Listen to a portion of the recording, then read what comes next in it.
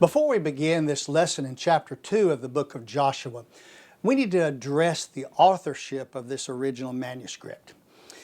We saw in chapter 1, and we will see immediately here in chapter 2, verse 1, that when Joshua speaks or does something, the text starts with the statement with something like, "Then Joshua." So the words indicate that Joshua did not write this original manuscript. Now the Jewish Talmud attributes the record of this book to either Eleazar or to Phinehas, the two priests. They're both descendant sons of Aaron, who were in charge of the manuscripts when Moses gave them to them. And by the way, I agree that it was probably Eleazar or Phinehas who wrote this manuscript down and recorded what was going on as Joshua did it. So continuing under the topic that we started last week of the beginning of Joshua's command, we come to the great plan of Joshua. We see that Joshua had learned his lessons well from Moses. 39 years before, he was involved with Moses when he sent 12 spies to search out the promised land. Now in the first verse, we see Joshua entered the order for the sending of, this time, 2 spies to Jericho, chapter 2, verse 1. Then Joshua, the son of Nun, sent 2 men as spies secretly from Shittim, saying, "Go view the land, especially Jericho." Shittim is also known as Abel Shittim, and it's the area on the east side of the plain of Moab, up by the mountains, about 5 miles from the bank of the Jordan River. It is a village today that is called Abilah. But back in Joshua's day, in Moses' day, it was just an open field area, a meadow. In fact, the nation of Israel gave it that name, and it gave it the name the meadow of acacia trees, because the word Shittim means acacia. And so Joshua sent the 2 spies to Jericho, about 2 miles from the bank of the Jordan River. After they crossed the Jordan, about 2 more miles, they're in Jericho. No doubt, the Lord spoke to Joshua at the beginning of Nisan the 7th. Here's our map from last. Here on the dark of this day, Nisan the 7th, is when the Lord spoke to Joshua and told him on this day, because that day changes at 6 o'clock and it's night. The spies must have left that night. In fact, we know they left that night. They crossed the Jordan River and they entered Jericho's gates before closing. Now, once inside the gate of Jericho, the problem became the lodging of the 2 spies, and we see that in verse 1b. So they went and came into the house of a harlot whose name was Rahab, and lodged there. In John Phillips's Bible Character Series, Exploring the People of the Old Testament, Volume 1, and by the way, if you remember, he was my mentor, he says that the following about Rahab. He says this. He says, Rahab is first introduced as an unchaste member of a degenerate and decadent race. The prevailing Canaanite religion was unspeakably foul. One of the chief deities of Canaan was Ashtoreth, the goddess of sensual love. The most licentious rites were conducted in her honor. The vilest of every kind was elevated to an act of worship. Her temple was served by scores of sacred courtesans. Probably Rahab, even as a young girl, was chosen by the priest to serve in one of their temples. In the Bible, she is bluntly labeled a harlot. Whether as a consecrated priestess of the occult or as a common woman of the streets, she lived in sin, and lived in sin. The Canaanite lifestyle in which she was born took immorality in its stride. Rahab's occupation was endorsed by society. Her days, however, were numbered. Divine judgment was about to fall on her on her way of life, and upon her entire nation. God had already appointed the day in which He would judge the world of her day. Now listen, I want to tell you about the construction of the walls of Jericho. It's very interesting how it was done. Jericho was like this. The town did not have just one wall around the city. This is interesting. It had two walls around the city with a space in between of about 15 feet. Both walls had gates. Getting past the first gate would not have been very hard after dark because that gate was left open longer at night than the inner gate. Now, getting past the second gate at night would have almost been impossible because you had to have a real reason to prove yourself to get through that gate. It was for that reason that when these two spies were going to land in the home of this licentious woman, this woman by the name, there's a harlot by the name of Rahab. And you see that outer wall area of the city the outer wall was about 6 feet thick. The inner wall was about 12 feet thick with 15 feet in between it. And in between those two walls, riffraff of the degenerate members of Jericho would build a floor up high between these two walls, and then they'd put a roof on top of it to boot. Inside of the inner wall lived the people who were there. Inside the inner wall, in the main part of the city, lived the people who were not degenerate, but the degenerate people lived in between that area around the wall. No doubt, the entry of the two spies through the first gate drew attention to the sentry, and that set the stage for the next event. We come to the report of the two spies to the king of Jericho here in verse 2. It was told the king of Jericho, saying, Behold, men from the sons of Israel have come here tonight to search out the land. So we indeed find out that the spies entered the gate at night, for the verse tells us it was so. So the king did not wait for morning. That night, we hear of the summon of the two spies, verse 3. And the king of Jericho sent word to Rahab, saying, Bring out the men who have come to you, who have entered your house, for they have come to search out all the land. Now Jericho guarded one of the main roads that ran from the Jordan Valley up through the hill country. And it was just about 7 miles from the camp of Israel on the other side, on the plain of Moab, on the other side of the Jordan River. This king knew what the nation had done with the two Amorite kings on the east side. His fear told him that these spies were from Israel, and his men told him that too, because they all knew it. All the people knew what was going on. They'd all heard the story. We're going to find that out in a minute. And he knew what they were doing, and he was right. And for whatever reason, Rahab did not comply with this king's order. We find her hiding the two spies in verse 4. But the woman had taken the two men and hidden them, and she said, Yes, the men came to me, but I did not know where they were from. It came about when it was time to shut the gates at dark that the men went out. I do not know where the men went. Pursue them quickly, for you will overtake them. But she had brought them up to the roof and hidden them in the stalks of the flax, which she had laid in order on the roof. Rahab lied to the king. The consequences could have been deadly if the king had discovered the truth. She tells the king's men the spies had left the city before the outer gate was shut for the night, but she had hidden them on the roof underneath the stalks of flax. By the way, those flax were more than likely the actual roofing material that kept the weather out from her during storms and weathers. So the men took Rahab at her word. And we hear of the pursuing of the two spies next in verse 7. So the men pursued them on the road to the Jordan to the fords. And as soon as those who were pursuing them had gone out, they shut the gate. The gate was not shut because it was time to be shut. The gate was shut to keep the spies from coming back in under cover. Yet they were still in.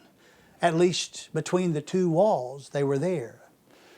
Now listen, a ford, as it mentioned there, actually use the word fords, but a ford is a shallow place in the river where crossing is made easy. It just so happens that coming out of Jericho, there are 4 places where there were shallow areas that were they called fords. And so when the king's men have checked out all the fords at the Jordan River, they found nothing, and they had to check them all out, and it would take some time. Therefore, the scripture was written correctly. There was nothing to see. Rahab, the hider of the 2 spies, went then to those men and told them what she knew. Verse 8. Now before they laid down, obviously for the night, she came up to them on the roof and said to the men, I know that the Lord has given you the land, and that the terror of you has fallen on us, and that all the inhabitants of the land have melted away before you. These 2 spies were probably ready to fall fast asleep, and no sooner had they'd made that 7-mile journey that night. They'd entered in the outer gate. They had no choice but to seek shelter in the house of a prostitute, which, by the way, broke the Levitical law, only to find themselves in trouble with the king that night. No doubt they were tired, but that did not matter to Rahab. The men had to go for their safety, out of the city, out of the wall. The men had to go if the Lord was going to use them to take the promised land. And Rahab had figured the whole thing out. She already knew about the fear in Jericho of the nation of Israel. Rahab confessed to the spies what she heard about the power of the Lord of Israel in verse 10. For we have heard how the Lord dried the water of the Red Sea before you when you came out of Egypt, and what you did to the 2 kings of the Amorites who were beyond the Jordan, to Sihon and to Og, whom you utterly destroyed. When we heard it, our hearts melted, and no courage remained in any man any longer because of you. For the Lord your God, He is God in heaven above and on earth beneath. Listen to that confession of Rahab's knowledge concerning the Lord. For the Lord your God, He is God in heaven above and on earth beneath. She had heard the rumors of the Red Sea crossing. That happened 40 years before. She had heard of the defeat of the Amorite kings. That had happened just a few months before, and determined that the God of Moses is the God in heaven above and on earth beneath. All sinners can know about God. In fact, Paul in his letter to the Romans says this, for the invisible things of God from the creation of the world are clearly seen, being understood by the things which are made, even His eternal power and Godhead. Romans 1:20. Rahab, speaking for the people of the entire town of Jericho, expressed the depth of their despair. Consider now what she asked of the spies in verse 12. Now therefore, please swear to me by the Lord, since I have dealt kindly with you, that you also will deal kindly with my father's household, and give me a pledge of truth, and spare my father and my mother and my brothers and my sisters with all who belong to them, and deliver our lives from death. Rahab wanted to live through the onslaught of the coming nation. She knew what was coming. She knew they would be defeated. She wanted her family to live also. She knew by instinct that Jericho, that double wall as it was, could not stand against the God of Israel. Well, look now at what she received from the spies. She received a promise in verse 14. So the men said to her, our life for yours, if you do not tell this business of ours. And it shall come about when the Lord gives us the land, that we will deal kindly and faithfully with you. So a pledge was made to her. That's the same as an oath. The spies did not ask permission from Joshua to make this pledge.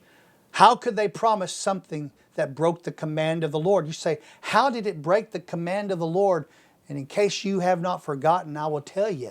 Here in Deuteronomy chapter 7, verse 1 and 2a, when the Lord your God brings you into the land where you are entering to possess it, and clears away many nations before you, the Hittites and the Girgashites and the Amorites and the Canaanites and the Perizzites and the Hivites and the Jebusites, 7 nations greater and stronger than you. And when the Lord your God delivers them before you and you defeat them, listen to this, you shall utterly destroy them.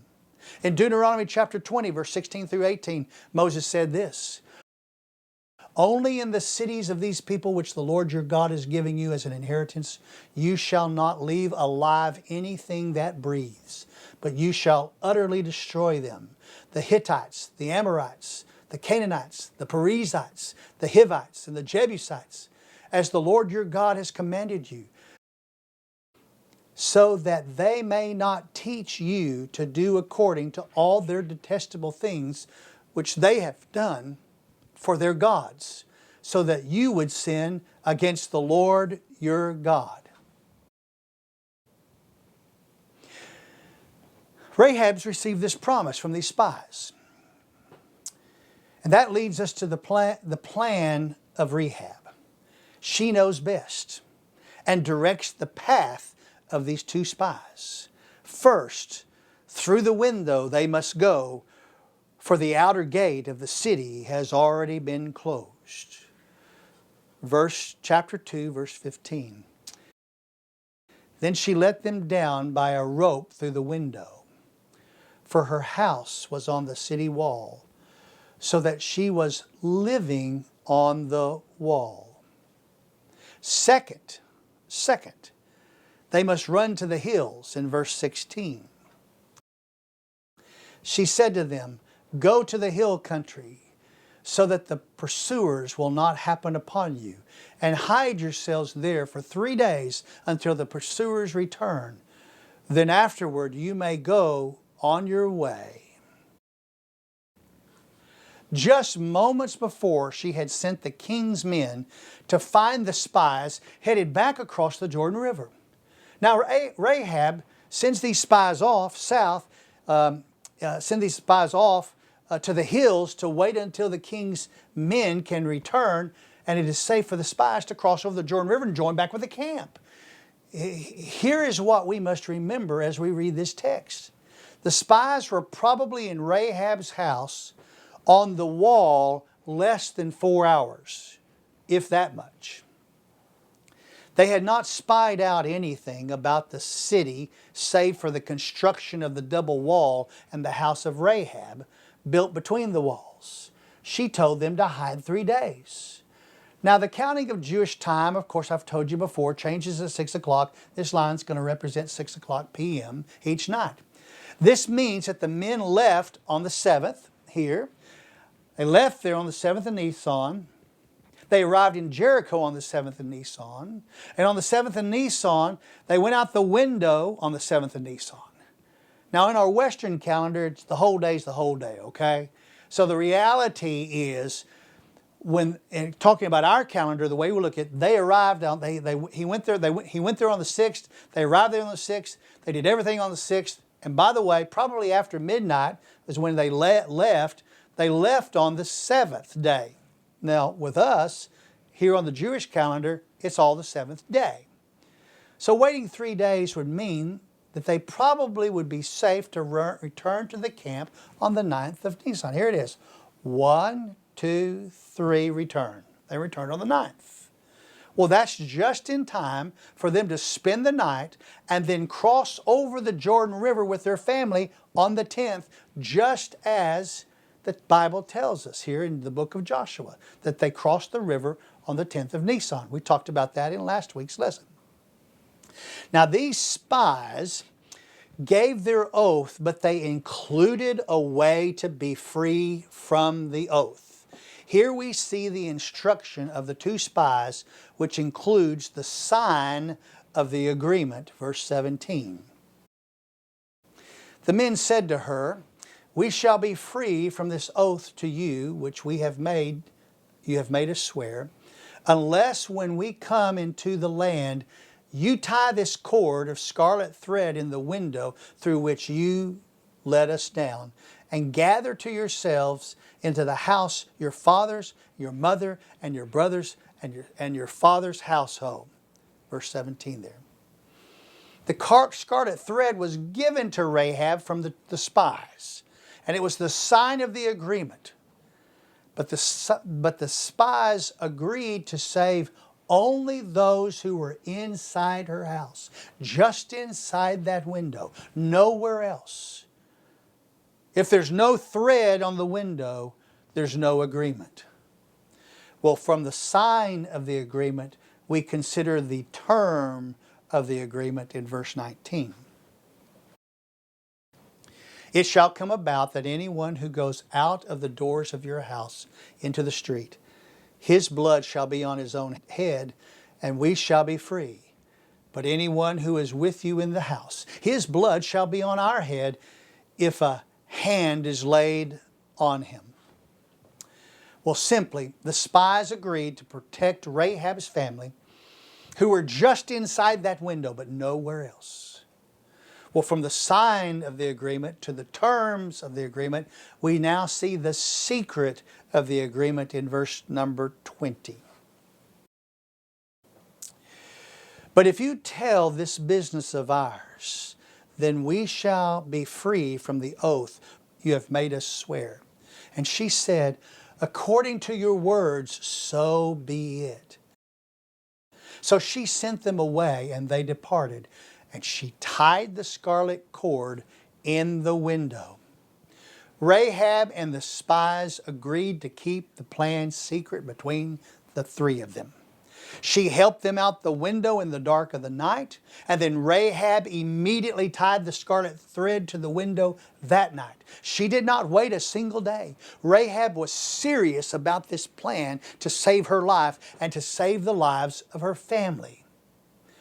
Well, from the path of the two spies to the instruction of the two spies, we come to the journey of the two spies. And first we see what the spies did in verse 22. "They departed and came to the hill country and remained there for 3 days until their pursuers returned." The spies took the advice of Rahab and waited 3 days before returning to the Israelite camp. The plan was working. Second, we see what the pursuers found in verse 22b.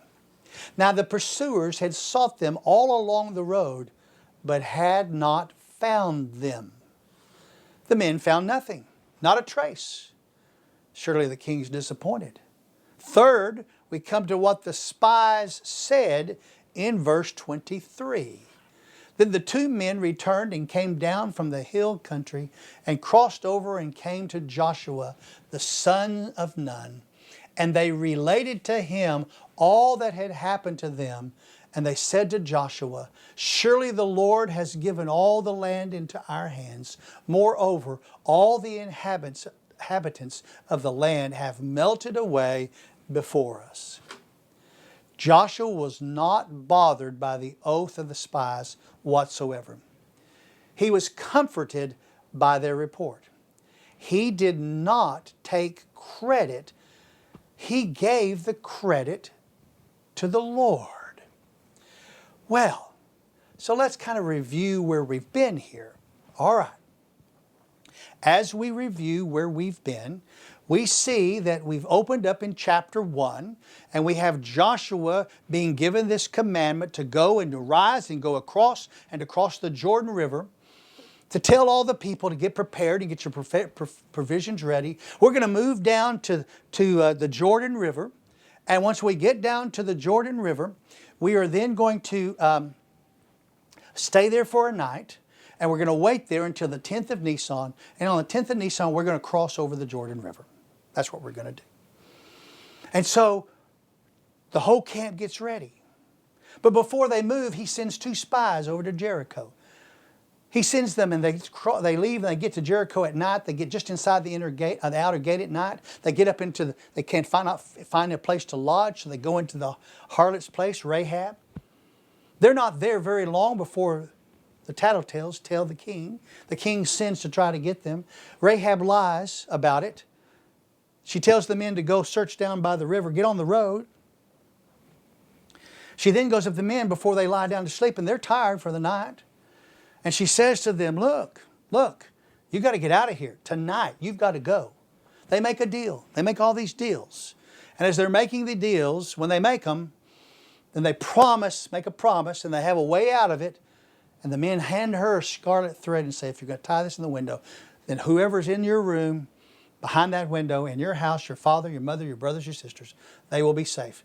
And if they're not in there, the blood's on their hands. But if they're in there, if anybody harms you, the blood's on our hands. So the men hop out the window. Out they go. They wait till the 3rd day. They show back up on the day before the camp's going to move. And they report to Joshua. And Joshua is happy. What a great day. What a great day. Well, that's the first 2 chapters in the book of Joshua. And we'll pick up in chapter 3 our next visit together. Lord, we love your books of the Bible. We just love learning about you guiding and being in control. And next week it even gets better. And we love that. And we love you, Lord. In your name, amen and amen.